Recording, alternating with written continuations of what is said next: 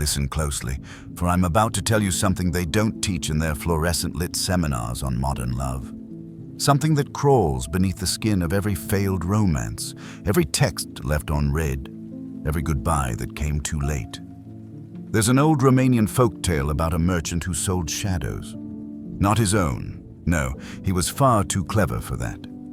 He sold the shadows of lovers to their beloveds, promising that possession of another's shadow meant eternal devotion.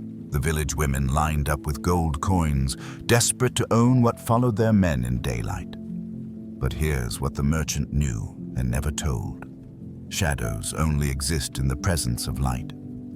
Take away the sun, and you're left clutching at nothing. Modern love has become this same fool's transaction. We chase presents, constant texts, immediate responses, the dopamine hit of a heart emoji at 2 a.m. We've become addicts to availability, measuring affection in response time.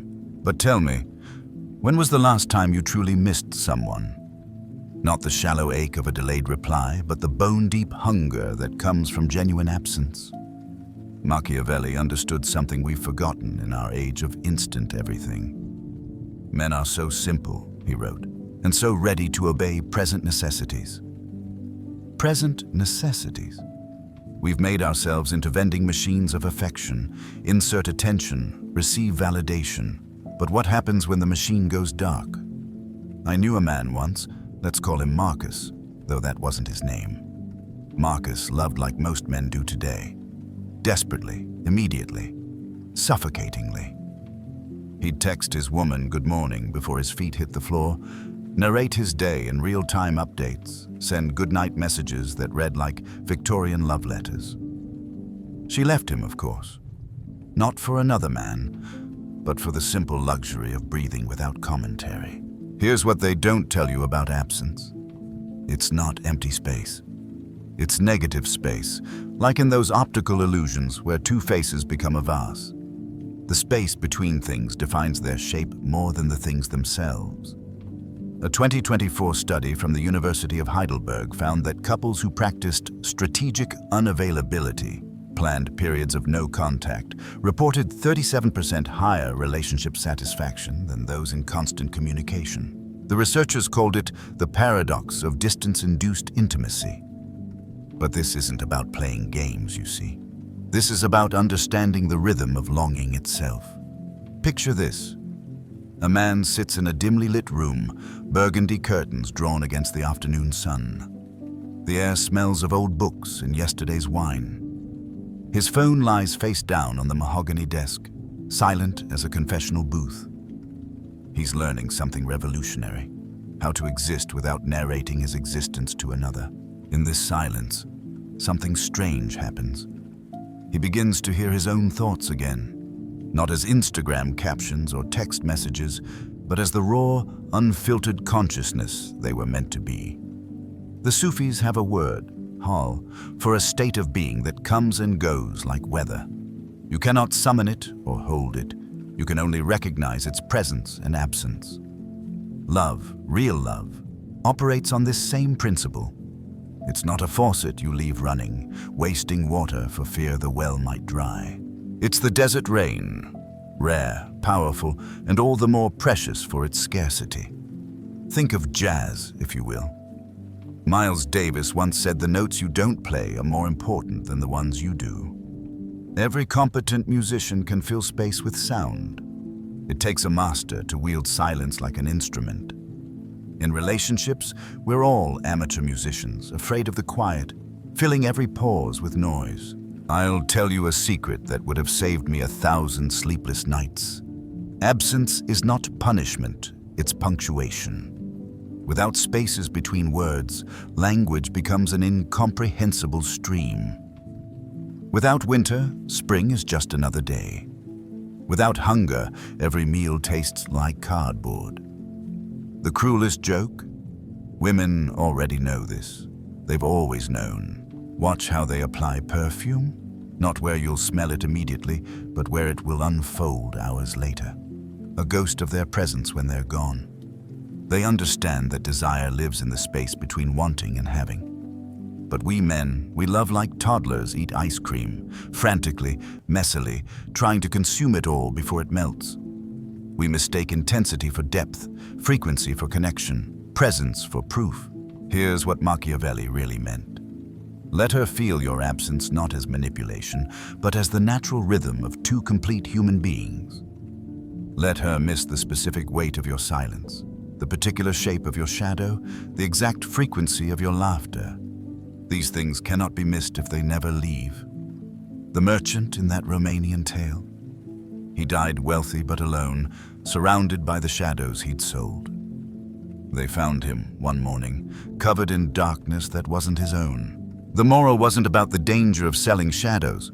It was about forgetting that shadows need light to exist, and light needs darkness to be seen. Tell me, listener, in this age of perpetual presence, when did you last allow yourself to be properly missed? Or have you, like so many others, become afraid of the space between heartbeats?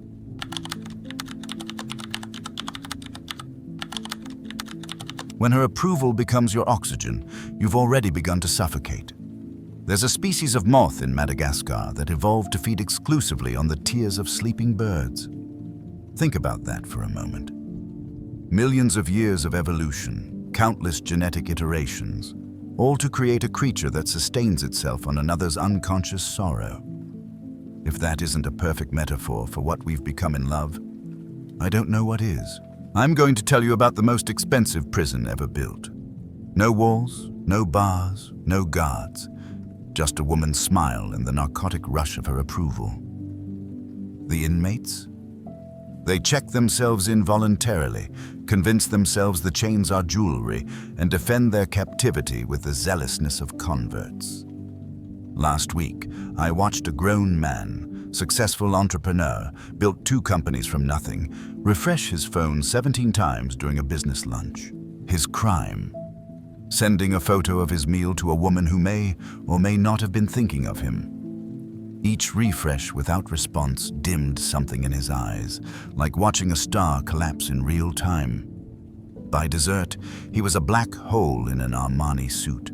The ancient Greeks had a word: thumos, the part of the soul that craves recognition. They considered it necessary but dangerous, like fire. Useful for warmth and light, catastrophic when it becomes the only source of either. Modern man has made thumos his god and her validation his temple. Let me paint you a scene. It's 3 a.m. in a studio apartment that costs too much for what it is. The walls are thin enough to hear the neighbor's Netflix choices. Our protagonist, let's call him every man, lies awake, constructing elaborate fantasies where she finally sees his worth. In these fever dreams, she always says the perfect thing at the perfect moment, validates every insecurity, heals every childhood wound with a single "I'm proud of you." But here's the sick joke. Even if she said those exact words, they'd never be enough. Because validation is heroin, the first hit is transcendent, and every subsequent dose is just chasing that initial high. A 2025 study from Stockholm's Institute for Relationship Dynamics found something disturbing.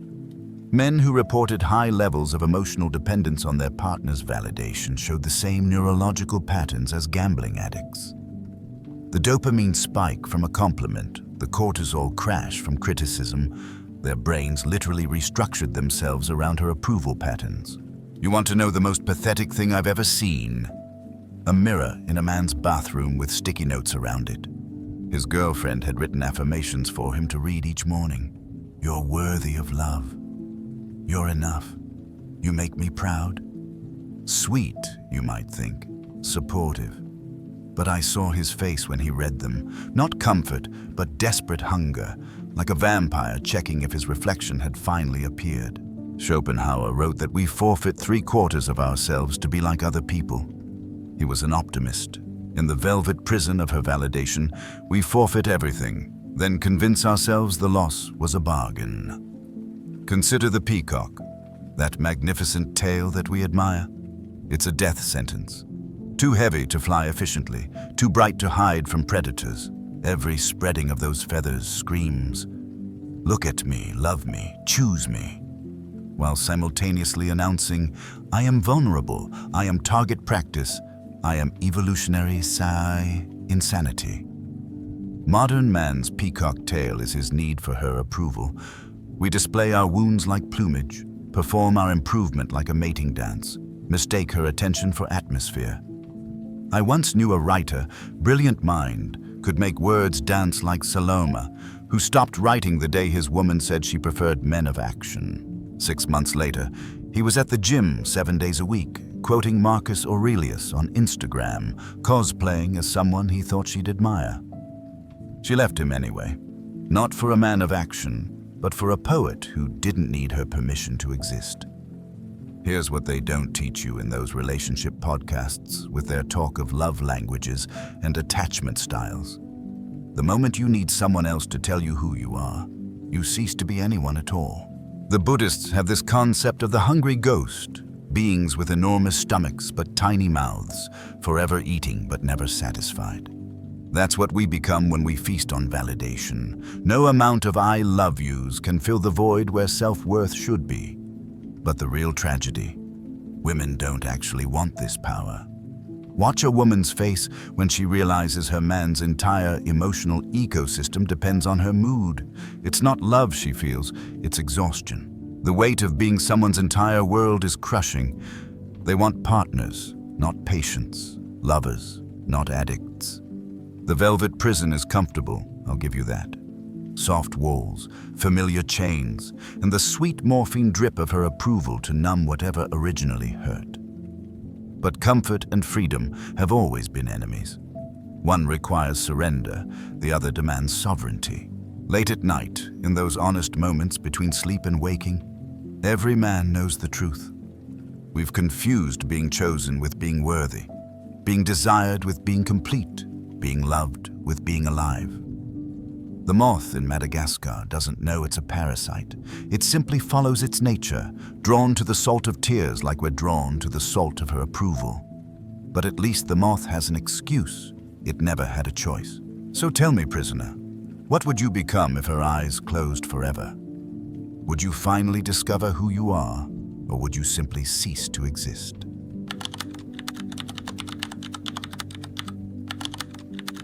Every relationship is a hall of mirrors where you only meet yourself in disguise.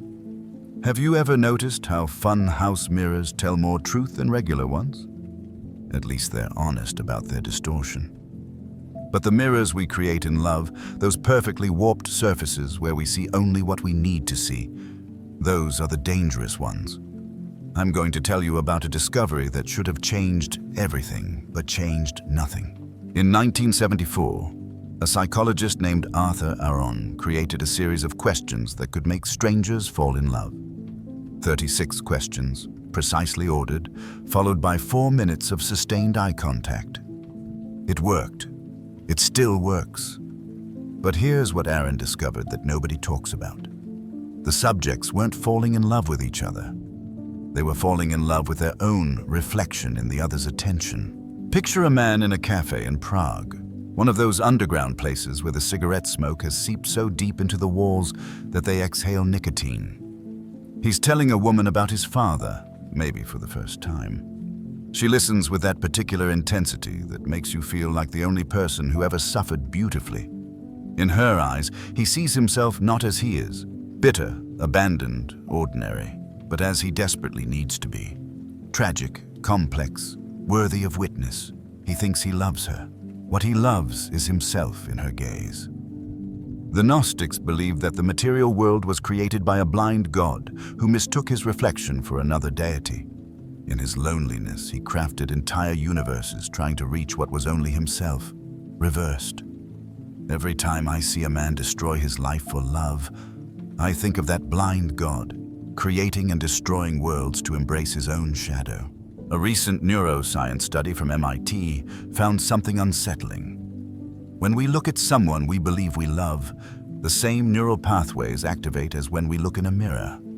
The brain literally cannot distinguish between the beloved and the self. We've evolved to be narcissists in love's clothing. Let me tell you about the cruelest magic trick ever performed. No top hat, no rabbit, just 2 people across a dinner table. Watch closely, she says. Tell me about your dreams. He hears, "You are fascinating." She says, "I love how passionate you are about music." He hears, "You are special." She says, "I've never met anyone like you." He hears, "You are the one." But what she's really saying, if you listen with clean ears, is, "I'm lonely too. I also need someone to see me as more than I am. Let's be each other's funhouse mirrors. Let's agree to this beautiful distortion." The tragedy isn't the deception. It's that both parties know, on some cellular level, that it's all reflection and no substance. But the alternative, seeing ourselves clearly, without the soft focus filter of another's desire, is too brutal for most to bear. Kierkegaard wrote about the aesthetic stage of existence, where we live only in the immediate, the sensual, the reflected. He said we must move through ethical existence to reach the religious, but he missed a crucial point. Most men get stuck not in the aesthetic, but in the reflection of the aesthetic in a woman's eyes. We become addicted not to beauty, but to being seen as someone who appreciates beauty. I once watched a man learn to love wine because a sommelier with green eyes told him he had an undeveloped but promising palate.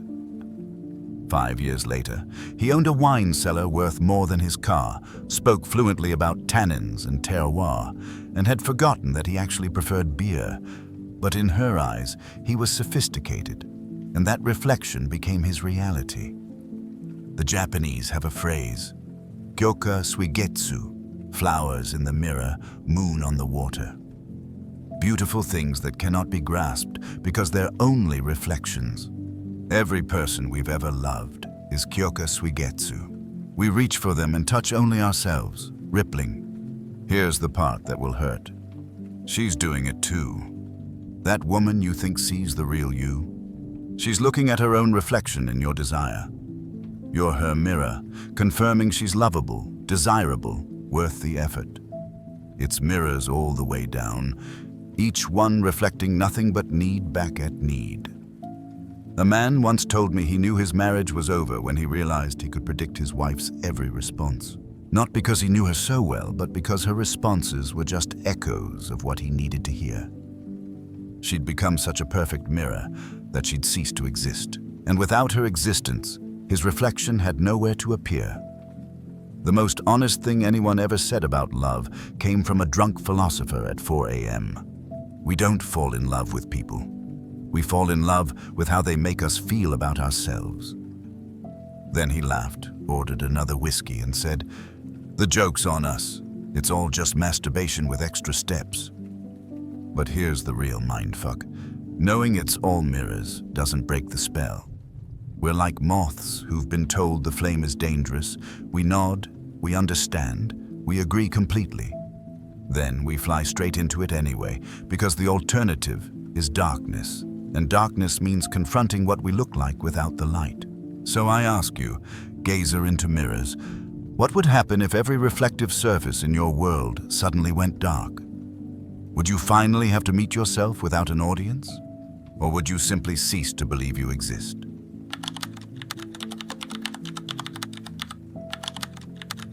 Some men tend graveyards thinking they're gardeners, too proud to admit nothing grows in poisoned soil.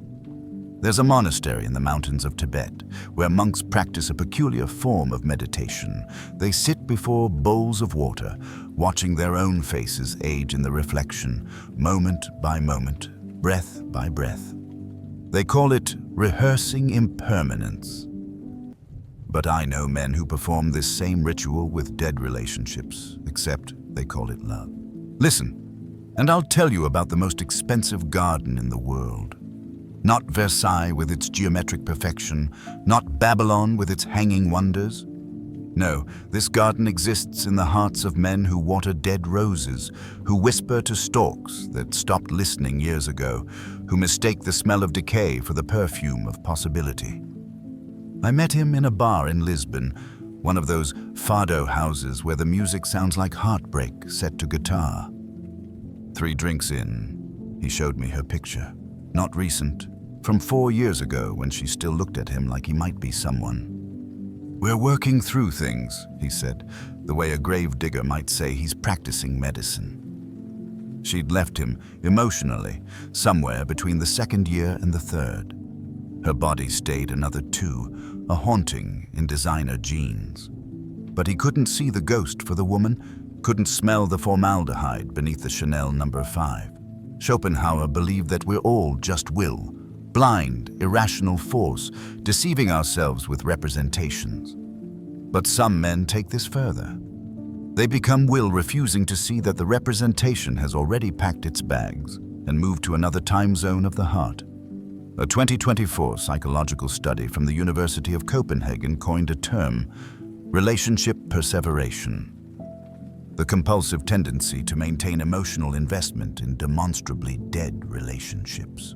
The subjects showed similar brain patterns to those suffering from complicated grief, except they were mourning something that sat across from them at breakfast. Let me paint you the scene that plays out in 10,000 bedrooms every night. He reaches across the void between them, that arctic expanse of cold sheets. She turns away, not cruelly, just reflexively, the way you'd turn from a stranger's touch on the subway. He tells himself she's tired, stressed. Tomorrow will be different. He's been telling himself that for 943 tomorrows. The ancient Egyptians mummified their dead, believing preservation was a form of honor. Modern men mummify their relationships, mistaking preservation for love. They wrap the corpse in anniversary dinners, couples therapy, and weekend getaways. But underneath all those bandages is still just death, perfumed and positioned to look like sleep. You want to know the darkest joke? These men often pride themselves on their loyalty. I don't give up, they say, like persistence is always a virtue. As if watering plastic flowers proves you're a gardener. As if performing CPR on a skeleton makes you a healer. There's a story, maybe true, maybe not, does it matter? About a Victorian gentleman who kept his wife's corpse in their bed for 7 years after she died. He'd dress her each morning, tell her about his day each night. The neighbors thought him devoted. The truth? He was terrified of being alone with himself. The corpse was less about her and more about having a witness to his existence, even if that witness had marble eyes. Modern men do the same thing with dying love. They need the structure, you see. The routine of dysfunction, the familiar rhythm of disappointment. Better the devil, you know, even if that devil stopped dancing years ago. I've watched men perform the most elaborate rituals to avoid the truth. They become archaeologists of past happiness, digging up fossilized memories and trying to breathe life into bones. Remember when you used to? Becomes their mantra, as if the past could be defibrillated back to the present. The Zen masters say, let go or be dragged. But some men would rather be dragged across continents of broken glass than release their grip on what's already gone. They mistake suffering for depth, endurance for love, and bloody knees for proof they're fighting the good fight. Here's what nobody tells you about dead roses. They're easier to love than living ones. They make no demands. They never change. They never challenge you to grow. You can project whatever meaning you want onto their dried petals, and they'll never contradict your narrative. A living garden. That requires attention, adaptation, the humility to admit when something isn't thriving. It requires you to change with the seasons, to sometimes let things die so new things can grow. But that's terrifying for men who've built their entire identity around being the keeper of one specific garden. The Portuguese have a word, saudade, for the presence of absence, the melancholy of missing something that perhaps never existed as you remember it. Men watering dead roses are living embodiments of saudade. Except they've confused the feeling for the thing itself. Last month I saw a man buy flowers for a woman who hadn't loved him in years. Not grocery store flowers, the expensive kind, from that shop where they remember your name. He knew she wouldn't care. She knew he knew, but the ritual had to continue, because without it, he'd have to face what they'd become. Two strangers sharing a mortgage, and the ghost of a feeling that fled so long ago they'd forgotten its face. Tell me, keeper of dead gardens, what would happen if you finally stopped watering those roses? Would you discover you still have hands capable of planting something new? Or have you been a ghost yourself so long that you've forgotten you could choose to live?